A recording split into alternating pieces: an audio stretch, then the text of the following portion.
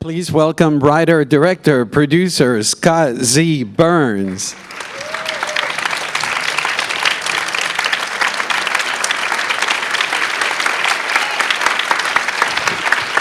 Thank you. Welcome, Scott. When I first met you outside, I said that I grew up watching films by Pakula and Parallax View and All the President's Men, Sidney Pollack films. Obviously, those films had an impact on you as well. Well, we now know we're the same age. Yeah, those movies had a huge influence on me, and Sidney Lumet's work as well. Both, I think, about the choices they made about the kinds of stories they told and about how they shot them. Mm-hmm. And you make this wonderful choice where you keep your style and the look of the film very clean and austere. So it allows the material to be at the forefront. Can you tell us about that choice? Yeah. Well, first of all, thank you all for getting up and seeing that movie on a Sunday morning. So thank you for coming. Well, but I felt that because there is so much material in the movie, in the main body of the movie, and I knew there were going to be two timelines. There was the timeline of Dan Jones's character doing this work, but then there was also the need for these flashbacks inside of that. And I knew that I would need two looks to convey that. And so I felt like the main body of the movie needed a very simple style that would allow people to focus on the material, but I also wanted to slowly pull the character of Dan Jones kind of away from everybody else. And again, that was something that we talked a lot about, Eichelbrild and I, about the amount of negative space and sort of our lensing choices, but also creating room for this second look for the flashbacks. Yeah, and the negative space that you talk about, you guys hopefully noticed that visually the character of Dan is isolated as the movie progresses. Also, I was pretty impressed that I forget what SBIFF, his offices, are enclosing on him as the movie. And could I go as far as saying that it's like his mind visually? Yeah. Well, great. That was what I was hoping for. Yeah. When I started doing my research and I realized that there was, that Dan had done this work in this thing called a SBIFF, which is where a lot of politics now takes place. That stands for Secreted Compartmented Information Facility or something. If I got that wrong, feel free to correct me. So, we built that space, but again, it was this issue of constantly marching the camera closer to him so that the depth of field would get shorter and shorter, and we would start to pull him away. And my idea from the beginning was that the moment where he needs to go get a lawyer and the scene with Corey Stoll was that, that would be the only scene that really takes place outside a government building. And so I spent a lot of time looking for something that would read as a more commercial, private space. And I was really lucky in that I found this place that was all windows, and the idea of him going from this windowless room where we've seen him for half of this movie to this space where, is completely, boxed in by windows, really, for me, connected the piece of dialogue that I had written about you have a sunlight problem, and that dragging this thing out into the light of day. And that's the only time in the movie that we crossed the line, was in the middle of that scene when he's confronted with this option of what do I do with this material? And so, yeah, those were all, choices that we made together. You talked about the two spaces, you have the Washington, and there's a very classical look to the way you shoot Washington. And then when we go to the flashbacks, you use handheld. You also switch the palette, the color schemes. Can you talk about that? Yeah, in the main body of the work, and there's a kind of framing when and all of us have done it when we go on vacation and we stand in front of these iconic buildings and we frame up on them dead center and they look very classical. And I wanted to introduce the Capitol building at the beginning when Dan shows up, and it's a very idealized space for him. He shows up with a snow globe, full of innocence, and leaves it in the office. And then by the time the White House shows up in the movie, you're not really allowed to shoot where we shot the White House, so we sort of, but it is our building after all. So we ran around and kind of put the camera, but what I wanted was to not give it that reverential sort of classic proscenium kind of, dead on thing, because I think that the movie sort of questions these buildings and these institutions. I think that's what these characters are exploring. So that was kind of our approach to photographing Washington. When we got to the flashbacks, I felt that if everything in Washington was going to be like a Pakula movie and was going to be either on the dolly or on sticks, that everything in the flashbacks would be handheld, and we used uncoated lenses so that we would get nice lens flares, and that we would push the palette to sort of a yellowy green kind of color of memory as opposed to the more classical colors of a more classical Washington. And then you also, in the flashbacks, we're used to seeing torture sequences where the focus is on the prisoners. You actually flip it, and you focus on the torturers, the psychologists. Can you tell us about that? Yeah, that was probably the part of the script that I went back and forth on the most, because initially I thought I would like to do this without ever showing any torture. And I tried to do that, and then I had a conversation with a gentleman named Alberto Mora, who was the general counsel of the Navy when this program happened, and he's a hero in my book. Alberto Mora stood up. He was a Republican, is a Republican, and said, this isn't what our country does. We can't be a part of this program. And was very adamant about that. They ended up not informing him about anything else for the rest of the time he was there. But when I spoke to Alberto, he asked me the same question.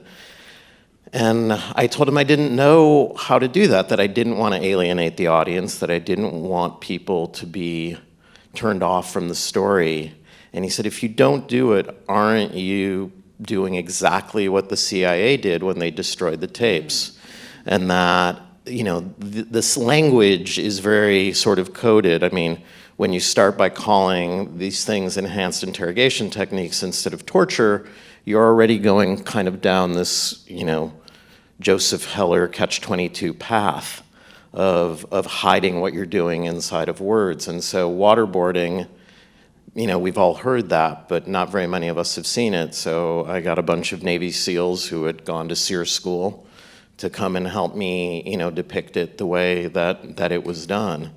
And then to your point, even though, the John McCain speech at the end of the film, which I obviously didn't write, there's a line in there that really stuck with me, which is, it's not what it says about them, it's what it says about us.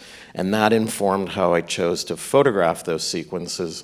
I wanted to focus on the psychologists and on the people who were monitoring this and their lack of expression, and my reason for that is, kind of obvious, which is one of the questions that I think this movie raises is, would we have done these things if the people who hijacked those planes looked like you and I?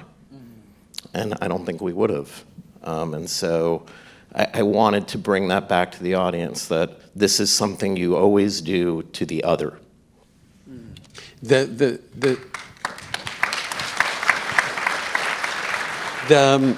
material that you cover is so dense, but the structure that you created, the script, is so clear. Yet you keep the audience. We don't know where you're going with the story. You know, can you tell us about that dilemma? I mean, you handle it so well. Thank you.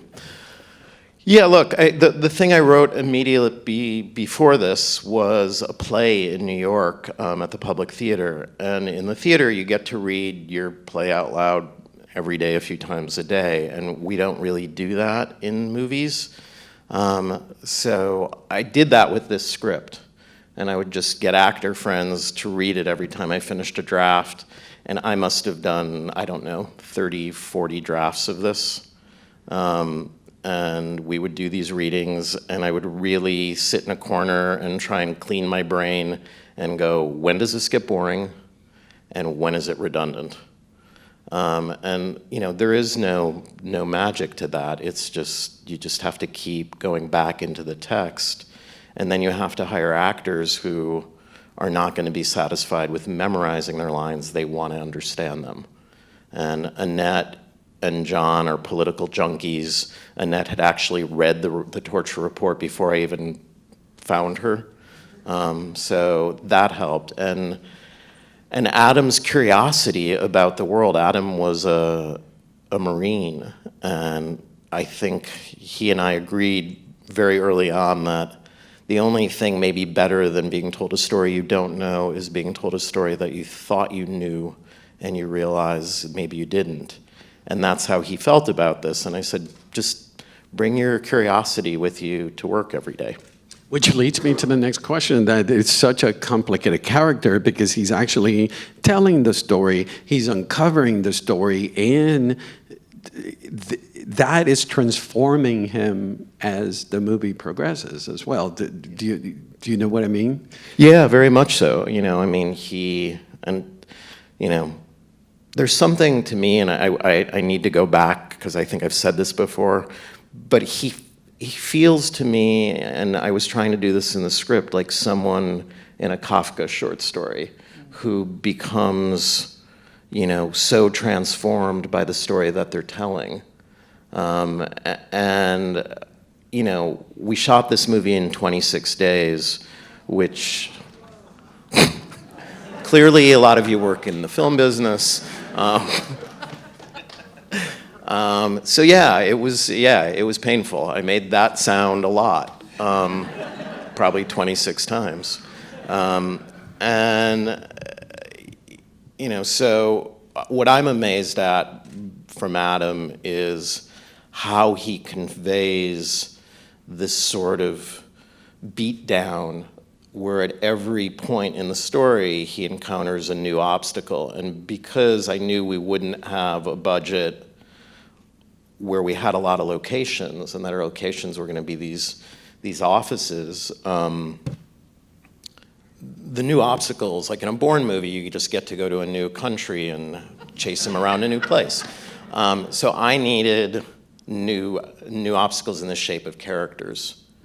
And so that's why casting became so important, that he would encounter Maura Tierney, he would encounter Ted Levine, he would encounter Michael C. Hall. And that in sort of looking at this thing, I needed, it's Sunday, so I'm going to go for a football analogy, I'm sorry. If you got Adam and Annette on one side of the ball, you really needed to make sure you had, adversaries on the other side of the ball. But you also structurally, Annette and Adam are on the same team, but there's a distance between them because of the decorum and the protocol and her role, and that creates a tension in the script. Can you tell us about that? Yeah, look, at that point, dramaturgically, that's the central relationship. That's the relationship in this movie, and because these are both people so bound by the decorum of their position, you can't, as a staffer, go in and pound on the table. And so, it's one of these really interesting acting things, which is, you know, watching someone cry to me is never as interesting as watching someone try very hard not to cry. And so watching someone be frustrated by having to tamp it down because of their circumstances, and watching Annette have to wrestle with, how do I do what will be helpful within the realpolitik of this issue, but still try and do the right thing. They both have these sort of inner demons that they're dealing with. Adam knowing that he needs to get this truth out, you know, Senator Feinstein having to wrestle with what is the political cost of going all the way.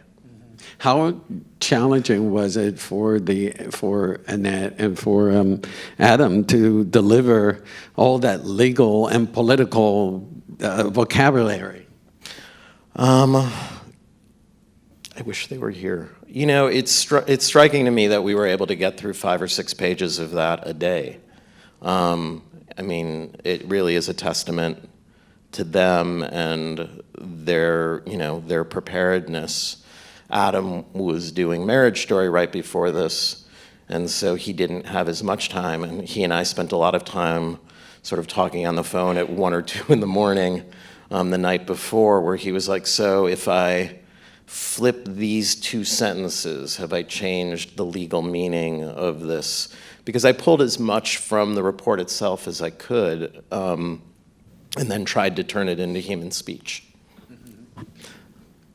You've done movies in the past, The Informant, The Mercy, Side Effects, where characters lie. And now you choose to do a film about Daniel J. Jones, who actually does the opposite. He confronts the lie. You know, can you tell us about that shift? Probably not as well as my therapist could, but I'll try. You know, my parents were psychologists, and so when okay, you can all laugh at that, that's okay. And so when I realized that this program had come out of the minds of these 2 psychologists, who were Air Force psychologists, I was staggered, because, you know, in spite of my upbringing, I don't really think my parents ever weaponized psychology.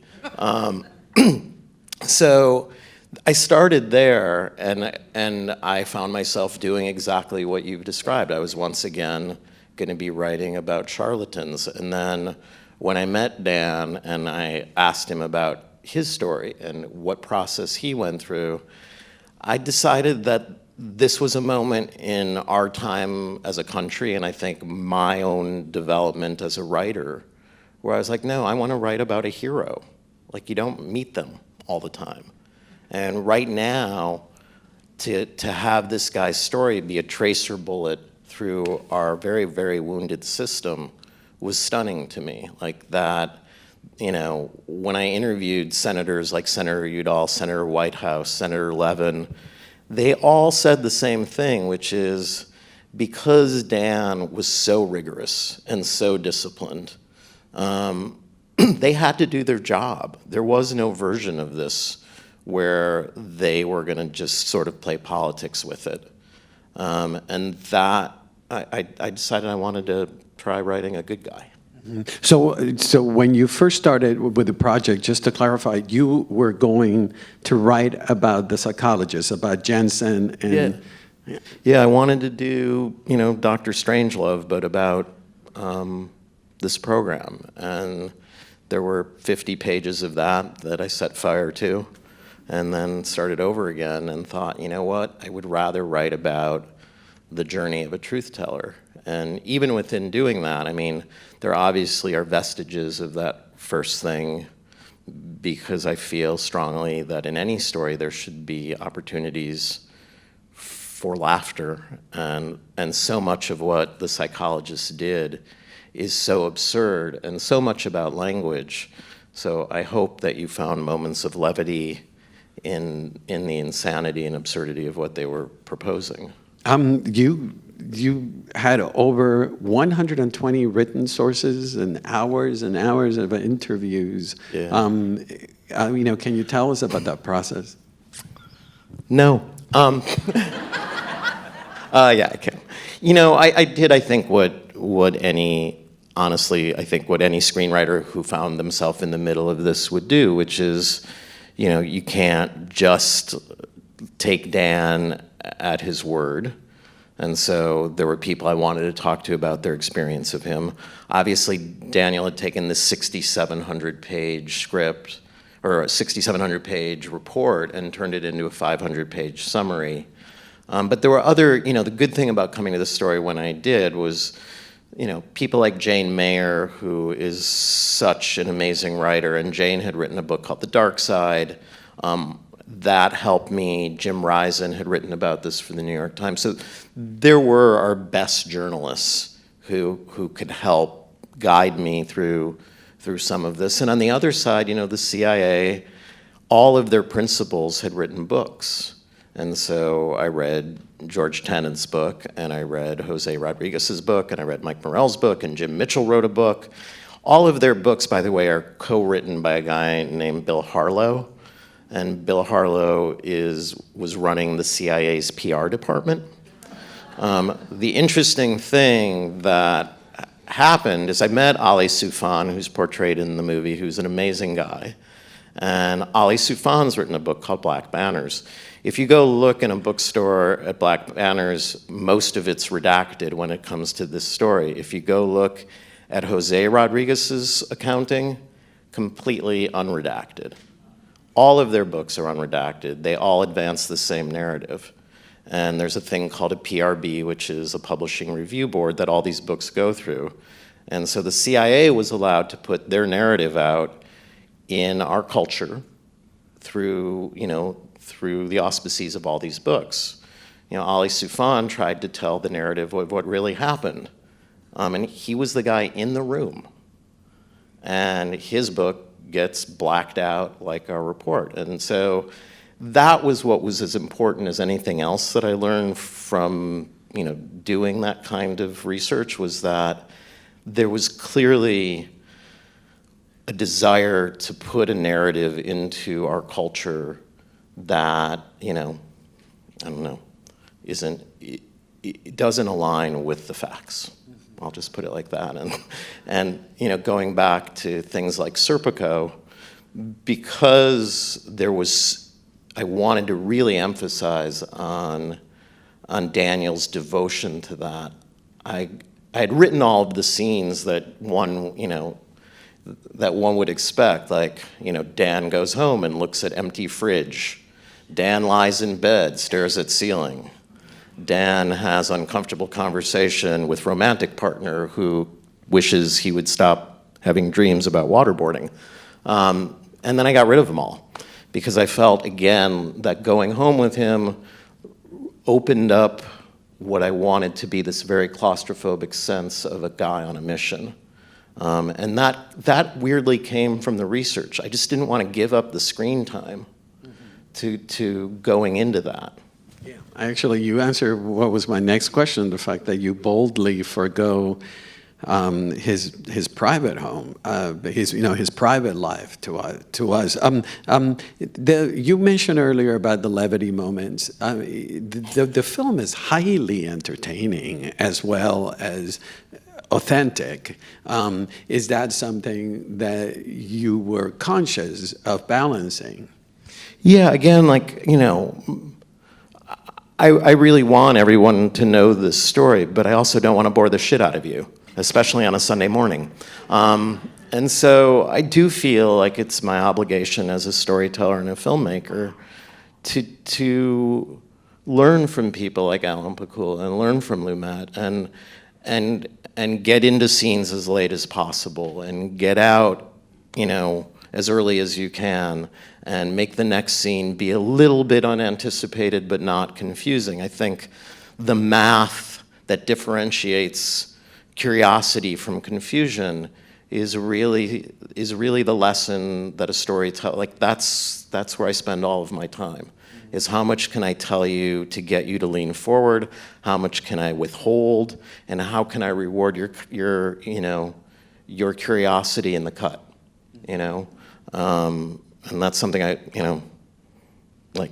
learned from reading Walter Murch's book. So, I guess I feel that humor is part of that toolbox, and that language is part of that toolbox. And there really was this crazy pivot, which, they told, the psychologist, basically said that the waterboard was necessary for Abu Zubaydah to get him to tell the truth. It was the only way we were going to get him to say whatever he was withholding. So after they waterboard Abu Zubaydah a number of times, and people at the black site are writing back saying, he doesn't know anything. And this is after he's been interrogated for months by Ali Soufan. It's months after he's been captured.